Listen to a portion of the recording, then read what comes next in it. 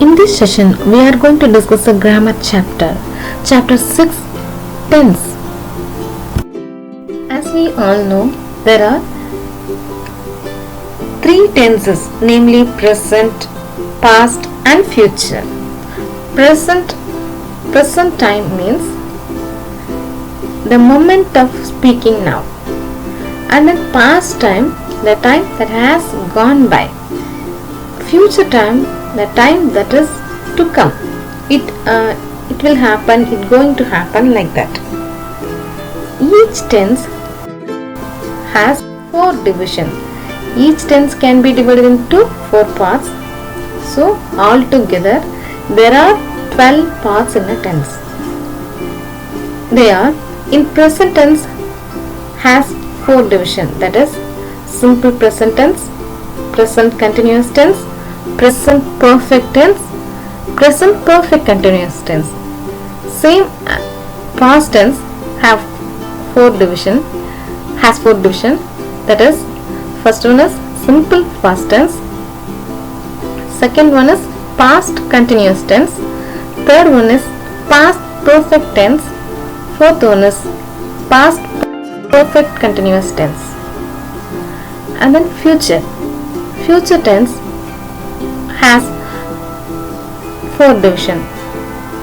They are, first one is simple future tense, second one is future continuous tense, third one is future perfect tense, and fourth one is future perfect continuous tense.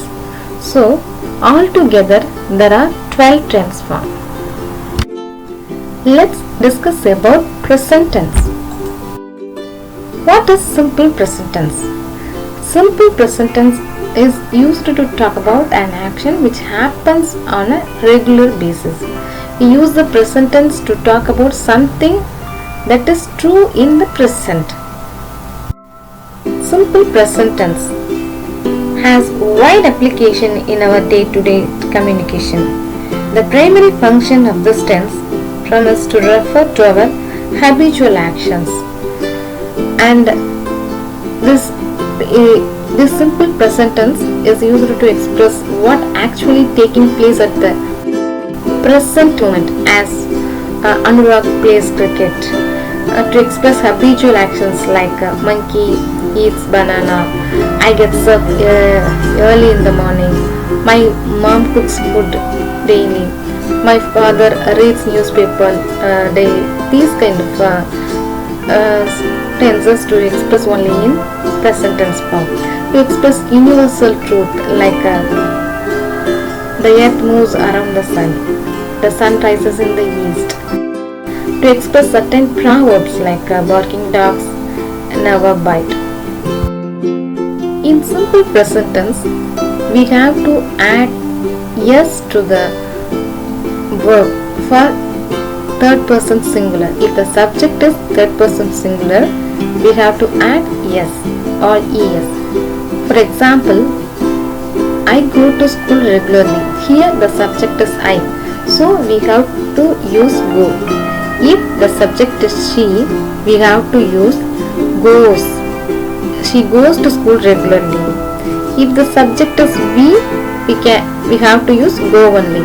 If the subject is Ravi, Sheila, like that, we have to use Sheila goes to school regularly, like that. Look at the second sentence. Farmers work in the fields. So here farmers, the plural, so we have to use work. If it is the subject is farmer, we have to use works. Okay. Present continuous tense. Present continuous tense is used to express an action going on at the time of speaking.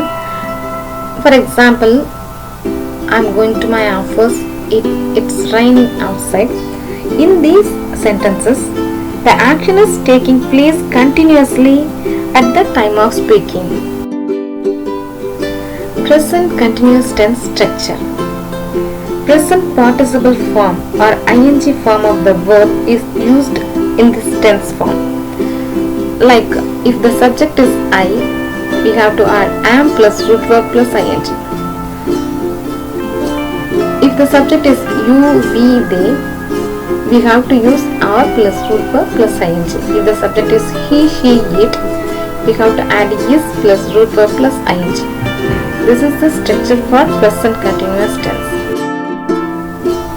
In present continuous tense structure, he, she, if it is a subject she or a third person singular like the old man, my mother, the baby, we have to use only is plus verb plus ing. Okay, here, look at the first sentence. She is drawing a picture. Maybe the subject is student. Maybe the subject is students. We have to say students are drawing a picture. For example, here let's again look at the second sentence. The old man is walking slowly. If it is a old man, we have to use old man or walking slowly. So many kites, here this is a plural, so many kites are flying in the sky. So this is the structure. If it is a singular, he, she, it, we have to add yes plus root verb plus ing. If it is a plural, we have to use are plus root verb plus ing for present continuous tense. Present perfect tense. Present perfect tense.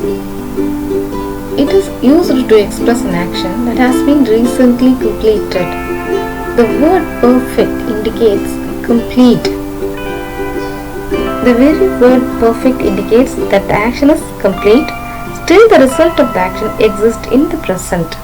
The structure of the present perfect tense is if it is the subject I, you, we, they, we have to add have plus past participle. That means verb 3. If it is a subject he, she, it, we have to add has plus past participle. In present perfect tense, we have to consider the number of the subject. If it is a singular, we have to use has. If it is a plural, we have to use have. For example, he has just come. It means this action is just complete. And then you have done a wonderful job. I have just received the letter. Here you have to you have to consider the subject. Present perfect continuous tense.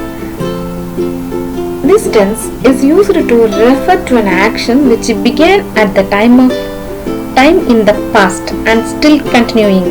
The action referred to here is at progress for a long period of time. If it is a subject is plural, we have to use have been plus verb plus ing. If it is a subject I, also have been plus root verb plus ing. If it is a singular, has been plus root verb plus ing. This is the structure. For example, we have been playing cricket since 10 o'clock. We have been playing cricket for 2 days. We have been living in Pudukkottai for 10 years. Past tense. This tense form simply states that the action is over. This tense form is used to refer to a past habit also. Subject is followed by the phrase used to, which again is followed by the verb. So, simple past tense is used to express an action that took place in the past time. The structure is very simple.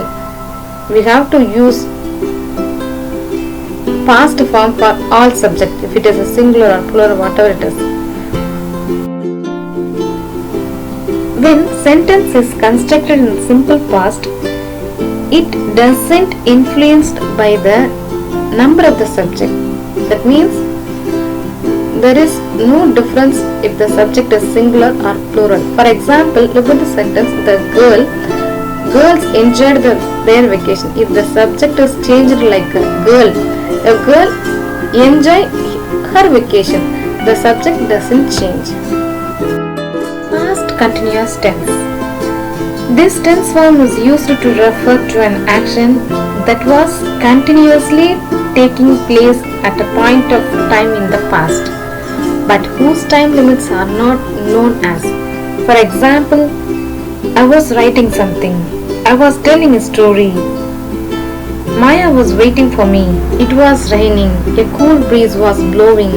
She was watching television like that.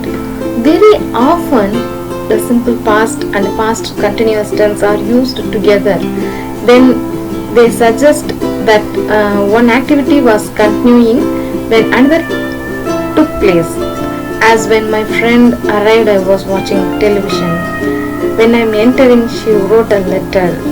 The girls were playing when the teacher entered the class. If the subject is plural, we have to use were plus root verb plus ing. If it is a plural, we have to use was plus verb plus ing. For example, he was singing more than 2 hours.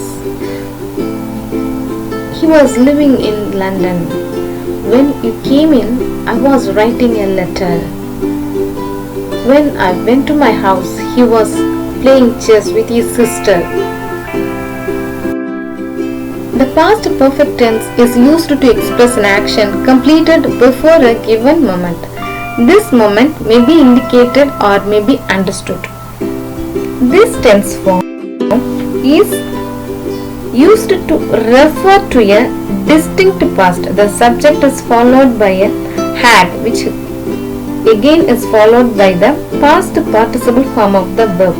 For example, the film had begun before we took our seats.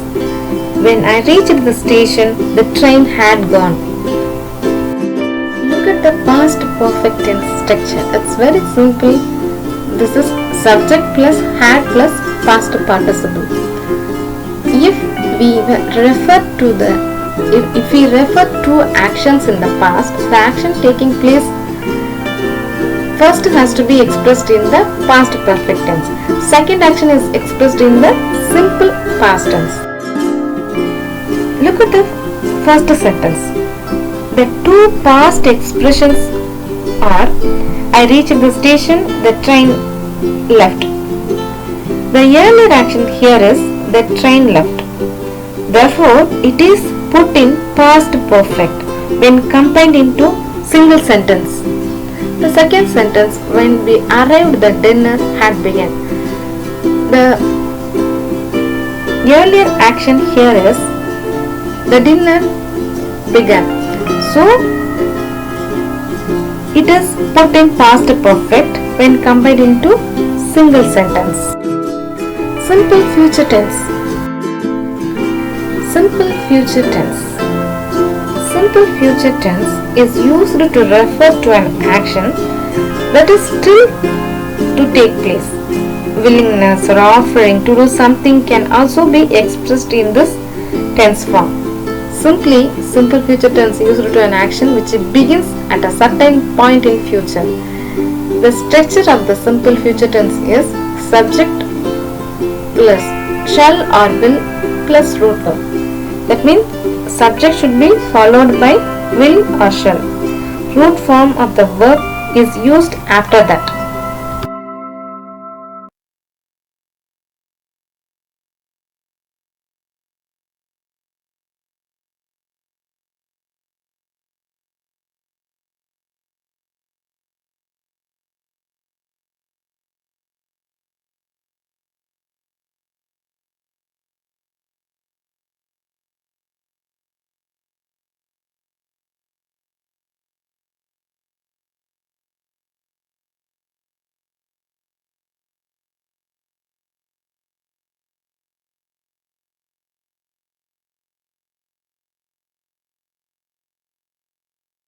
Thank you.